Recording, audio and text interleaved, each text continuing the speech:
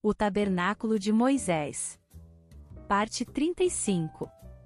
No vídeo anterior, concluímos o estudo sobre o altar de bronze, destacando seu papel central nos sacrifícios e seu simbolismo no plano de Deus.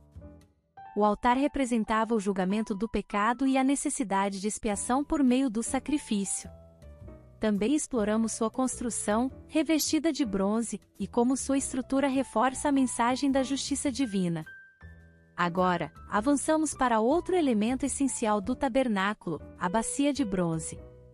Vamos ao conteúdo. A bacia ou pia de bronze. Referências bíblicas e seus significados. Faça uma bacia. Êxodo 30, verso 18. Moisés foi instruído a fazer uma bacia que deveria ser colocada na área do pátio, entre a tenda do encontro e o altar de bronze.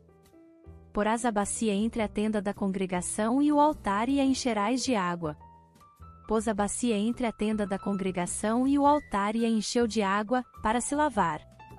Êxodo 40, versos 7 e 30. A Bíblia não fornece muitos detalhes desta peça chamada de bacia de bronze. Farás também uma bacia de bronze com o seu suporte de bronze, para lavar.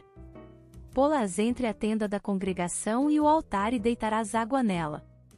Êxodo 30, verso 18. E chamada de bacia. E o altar do holocausto com todos os utensílios, e a bacia com o seu suporte. Êxodo 30, verso 28. Não há medidas específicas nem algum tipo de modelo registrado. Todas as informações que temos sobre esta peça foram obtidas pela tradição. Ela é descrita como um utensílio de bronze contendo água e apoiada num pedestal ou base. Provavelmente formava um conjunto dividido em duas partes, pois as referências mencionam uma bacia de bronze com uma base de bronze. A base literalmente significa pedestal ou suporte. E dele aspergiu 7 vezes sobre o altar e ungiu o altar e todos os seus utensílios, como também a bacia e o seu suporte, para os consagrar. Levítico 8, verso 11. A função principal da bacia era fornecer água para a limpeza dos sacerdotes. As outras peças da mobília eram usadas particularmente com referência a Deus, mas a bacia era usada especificamente para os sacerdotes. O altar de bronze era para o sacrifício oferecido ao Senhor, a arca da aliança era seu trono, a mesa era a mesa do Senhor, mas a bacia era para a limpeza do sacerdote. Tratava-se, portanto, de um grande tacho ou lavatório com água necessária para limpar os sacerdotes antes de começarem a ministrar. De bronze com uma base de bronze. A bacia deveria ser colocada no pátio. O pátio era visto principalmente em conexão com o bronze. As colunas eram provavelmente de bronze, os ganchos, colchetes, e as estacas eram de bronze, o altar do sacrifício era revestido de bronze e a bacia, da mesma forma, era feita de bronze.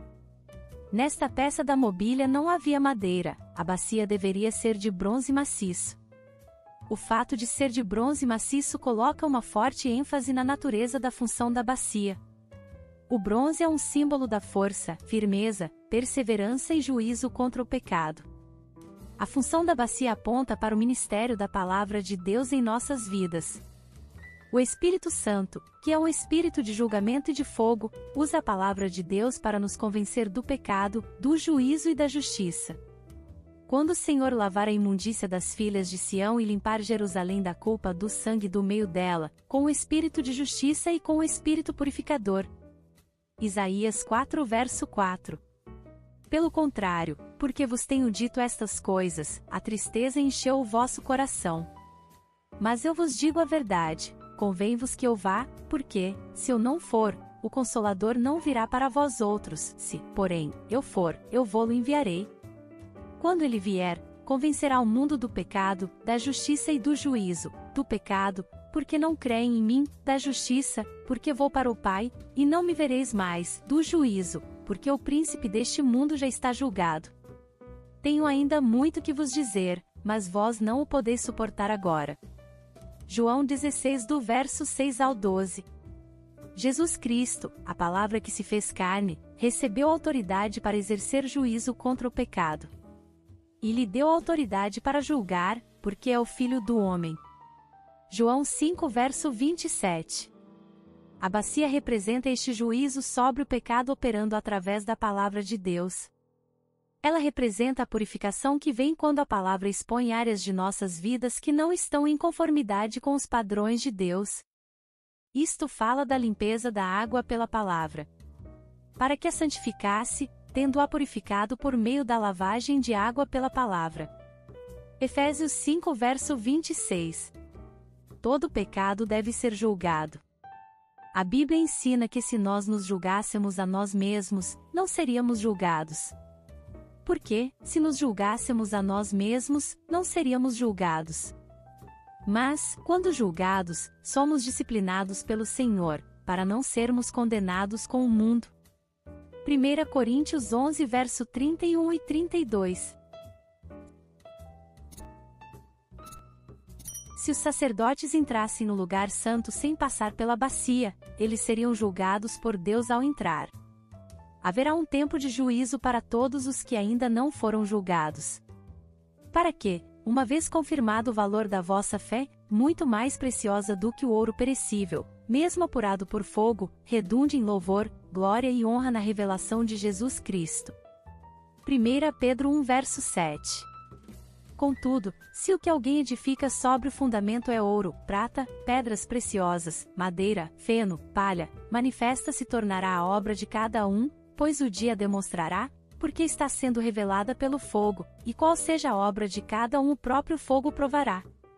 Se permanecer a obra de alguém que sobre o fundamento edificou, esse receberá galardão, se a obra de alguém se queimar, sofrerá ele dano, mas esse mesmo será salvo, todavia, como que através do fogo. 1 Coríntios 3 do verso 12 ao 15. O juízo deve começar pela casa de Deus. Porque a ocasião de começar o juízo pela casa de Deus é chegada, ora, se primeiro vem por nós, qual será o fim daqueles que não obedecem ao Evangelho de Deus? 1 Pedro 4 verso 17. Quando nos submetemos à palavra e deixamos ela nos lavar, nós experimentamos uma limpeza real. O desejo de Cristo é ter um povo limpo. O Senhor Jesus Cristo é nosso sacerdote e juiz, aquele que tem o peitoral do juízo. Cristo quer uma nação santa e um povo separado para oferecê-los como sacrifícios espirituais a Deus. Vós, porém, sois raça eleita, sacerdócio real, nação santa, povo de propriedade exclusiva de Deus, a fim de proclamardes as virtudes daquele que vos chamou das trevas para a sua maravilhosa luz. 1 Pedro 2 verso 9. Com os espelhos das mulheres que serviam à entrada da tenda do encontro. Fez também a bacia de bronze, com o seu suporte de bronze, dos espelhos das mulheres que se reuniam para ministrar à porta da tenda da congregação. Êxodo 38 verso 8. A bacia foi feita com o bronze dos espelhos das mulheres. Estes espelhos de bronze eram das mulheres, que os entregaram como oferta ao Senhor. Normalmente os espelhos são instrumentos de vaidade e orgulho, mas o Senhor os transformou em instrumentos de purificação. Esta relação entre o bronze dos espelhos e o da bacia é bastante significativa. A função do espelho é refletir a imagem colocada diante dele. Homens e mulheres fazem uso dos espelhos para admirar sua beleza natural ou seus defeitos. O espelho ajuda as pessoas a fazerem um levantamento geral de sua aparência antes de saírem de casa. Elas também usam o espelho para se enfeitar. Através do espelho podemos nos enxergar como realmente somos. Ele nos revela nossa verdadeira natureza e o que podemos nos tornar se nos limparmos. Nem todos os espelhos proporcionam uma imagem real. Eles podem ser distorcidos ou produzir algum efeito desejado. Espelhos usados em parques de diversões são exemplos disto. Estes espelhos não dão um reflexo verdadeiro. Eles distorcem o que nós somos aos nossos olhos e aos olhos de outros. Eles produzem uma mentira ou uma impressão enganosa. Neste sentido, note o quanto foi adequado o uso de espelhos para construir a bacia. A figura ou símbolo do espelho é usada por Tiago quando diz aquele que ouve a palavra, mas não a põe em prática, é semelhante a um homem que olha sua face no espelho. Tiago 1 verso 23. A palavra de Deus é um espelho. Ela permite enxergar de modo claro e verdadeiro como nós realmente somos, e como Deus nos vê.